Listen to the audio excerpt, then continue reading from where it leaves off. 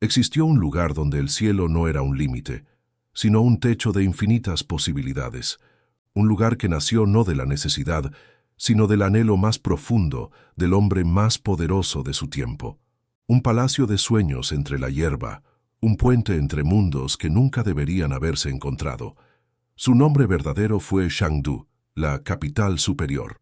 Pero para la historia, para la leyenda que traspasó continentes y siglos, siempre será Xanadu. Esta no es solo la historia de una ciudad perdida, es la historia de una visión. La crónica de cómo un hombre intentó dominar el universo conocido y crear su propio paraíso terrenal. Es un eco que llegó hasta nosotros a través de los relatos de mercaderes, los versos de poetas y el susurro persistente del viento que aún hoy barre estas llanuras solitarias. Para comprender el milagro de Xanadu, debemos sumergirnos en la mente de su arquitecto, Kublai Khan, nieto del temible Genghis Khan. Kublai no era simplemente otro líder nómada sediento de conquista. Era un hombre en una encrucijada histórica, un puente vivo entre dos formas de entender el mundo. Por herencia y espíritu, era un señor de la estepa. Su alma llevaba la impronta del horizonte infinito, la libertad del galope sobre un caballo, la ley no escrita de los nómadas que se guiaban por las estrellas y las estaciones. Pero por ambición y visión, su mirada estaba puesta en el sur, en el imperio más rico y antiguo del mundo, China. Kublai comprendió que para gobernar el Reino Medio no bastaba convencerlo en el campo de batalla. Debía convertirse en su emperador, el Hijo del Cielo, y adoptar la sofisticada máquina burocrática y cultural que había sostenido aquella civilización durante milenios. Fundó la dinastía Yuan en 1271, estableciendo su capital principal en Dadu, la futura Pekín.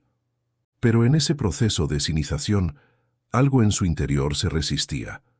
Una parte de su esencia mongol añoraba el aire puro y la vastedad de las llanuras del norte. Xanadu nació de esta dicotomía existencial. No sería una capital administrativa más, sería su refugio espiritual, su recordatorio personal de quién era y de dónde venía. Sería el lugar donde el gran Khan podía, literalmente, tocar el cielo de sus ancestros. La ubicación no fue casual. En 1256, Kublai eligió una llanura verde y fértil, regada por el río Luan, justo al norte de la Gran Muralla. Este emplazamiento era estratégico y profundamente simbólico. Era la frontera física y cultural entre el mundo sedentario, agrícola y urbanizado de China, y el mundo nómada, pastoril y libre de las estepas mongolas. Xanadu era la bisagra. Desde aquí, Kublai podía controlar las rutas comerciales hacia el norte y vigilar los territorios conquistados al sur. Era el campamento de verano perfecto, pero elevado a la categoría de obra de arte urbana. El diseño de la ciudad fue un acto de alquimia arquitectónica y cosmológica. No se levantó de forma orgánica, como otras grandes urbes, sino que fue planificada meticulosamente para reflejar el orden del cosmos y la dualidad del poder de Kublai. Liu Bingchong, un consejero chino y un arquitecto musulmán, Ikhtiar al-Din, fueron los magos que tradujeron la visión del Khan en planos y piedra. Esta colaboración misma era un microcosmos del espíritu de Xanadu. Exploradores, es el momento de suscribirte y activar la campanita para no perderte relatos apasionantes como este. Y ahora continuamos con la vida en Xanadu, que estaba marcada por un ritmo estacional y un bullicio multicultural. Cada verano, la corte emprendía la gran migración desde Dadu, una caravana de miles de personas. La familia imperial, ministros, sirvientes, guardias, cocineros, concubinas y un enorme séquito viajaba hacia el norte para escapar del calor bochornoso de la capital. La ciudad, dormida durante el otoño y el invierno, despertaba con una explosión de vida, color y sonido. Las mañanas podían estar dedicadas a los asuntos de Estado en el pabellón Daming, pero las tardes a menudo pertenecían a la gran cacería. Para los mongoles, la caza no era un deporte, era un ejercicio de guerra a gran escala, una batalla contra la naturaleza que servía para mantener agudas las habilidades de los guerreros. Kublai y su corte cabalgaban por las praderas, acompañados de sus guepardos adiestrados, que se lanzaban desde plataformas especiales en las monturas de los caballos para perseguir gacelas y de sus águilas reales capaces de derribar lobos desde el cielo. Era un espectáculo de poder y coordinación que dejaba a los embajadores extranjeros atónitos.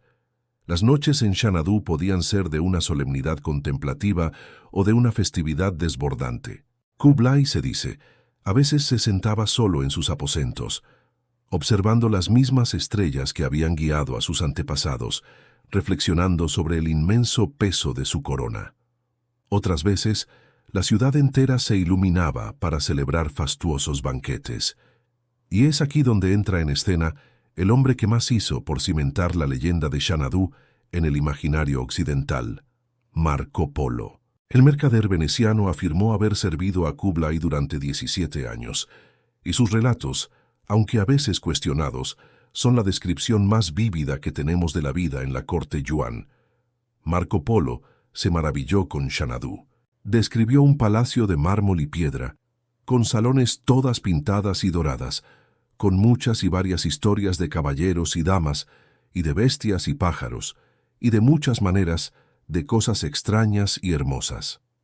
Pero son sus descripciones de los festines las que truly capturan la magnificencia del lugar. Narra cómo en el gran salón, Kublai y su familia se sentaban en una mesa elevada, orientada ritualmente hacia el norte. Hasta 6.000 personas, según él, podían banquetear a la vez. La comida se servía en vajillas de oro y plata macizos.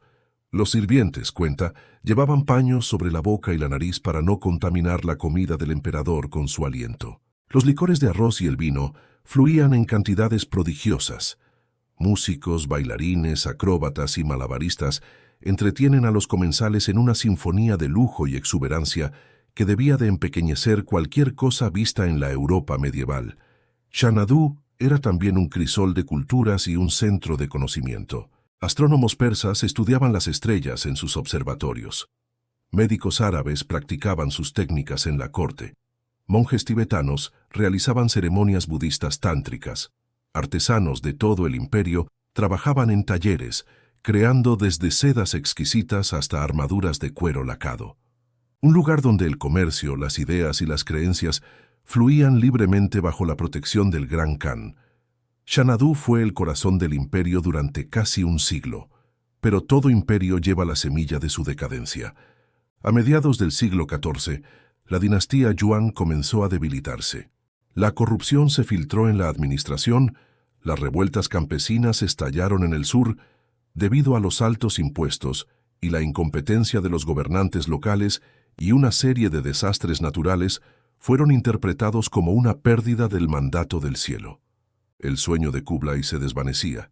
El puente entre dos mundos comenzaba a resquebrajarse bajo el peso de la inercia y la mala gestión. El golpe de gracia llegó en 1368. Xu Yuanzhang, un plebeyo y antiguo monje budista que se había convertido en líder rebelde, fundó la dinastía Ming, proclamando el restablecimiento del gobierno chino Han. Sus ejércitos, imparable, marcharon hacia el norte, decididos a expulsar a los mongoles y borrar todo rastro de su dominio. Dadu, la capital principal, cayó, pero el símbolo, el sueño mismo, aún permanecía en pie más al norte. El ejército Ming no se detuvo, avanzó hacia Xanadu. No hubo una gran batalla final digna de las crónicas. La ciudad, quizás ya medio vacía, probablemente defendida por una guarnición simbólica, fue tomada, y entonces llegó el fuego. Los soldados Ming, en un acto de destrucción ritual y política, saquearon e incendiaron metódicamente la ciudad. Los tejados de jade verde se derrumbaron, las columnas de laca roja se carbonizaron, las bibliotecas con sus manuscritos únicos se convirtieron en ceniza. Lo que el fuego no pudo destruir, el tiempo y los elementos se encargaron de ello. La ciudad de los sueños de Kublai Khan fue abandonada, dejando que la estepa, paciente y eterna, reclamara lo que siempre fue suyo. La hierba creció entre los mármoles agrietados, el viento se llevó el polvo de los palacios y el silencio cubrió el lugar para siempre. Hoy estar en las ruinas de Xanadu, declaradas Patrimonio de la Humanidad por la UNESCO, es una experiencia profundamente conmovedora y casi metafísica. No hay nada aquí que recuerde a los versos de Coleridge. Solo hay unos montículos de tierra que delinean donde estuvieron las murallas, algunos cimientos de piedra que marcan la planta de los edificios y la interminable pradera verde, ondulante bajo el cielo inmenso. Es un lugar de una poderosa ausencia. Pero si cierras los ojos y aguzas el oído, más allá del viento, puedes casi imaginar el eco lejano de los cascos de los caballos de Kublai, la risa en un banquete, el repique de una campana de templo. Puedes sentir el peso de la historia y el fantasma de una ambición desmedida. Xanadu, por tanto, existe en dos planos. Existió como un lugar físico, una ciudad de piedra y adobe, que fue testigo de uno de los experimentos culturales más fascinantes de la historia, y existe, con quizás más fuerza, como una idea, como un arquetipo en la psique humana. Se convirtió en el símbolo universal de la belleza inalcanzable del paraíso personal perdido, del anhelo de un lugar de perfecta armonía entre el hombre y la naturaleza, entre el lujo y la sencillez, entre el sueño y la realidad. La historia de Xanadu es la prueba de que los sueños, cuando son impulsados por una voluntad férrea y recursos ilimitados, pueden por un breve y deslumbrante instante hacerse piedra, y es también un recordatorio de la transitoriedad de todo poder humano frente al tiempo. Las ruinas nos dicen que los imperios caen, las ciudades se desvanecen y los dioses hombres mueren, pero las leyendas, las ideas, los ecos de la belleza y el anhelo, esos son inmortales. Xanadu fracasó como ciudad, pero triunfó eternamente como mito. Y en nuestro colectivo imaginario, sus cúpulas de placer brillan para siempre, inmunes al fuego y al olvido. Si te ha gustado esta historia de poder, misterio y advertencias del pasado, no olvides darle like y suscribirte para más contenido sobre civilizaciones antiguas. Nos vemos en el próximo video.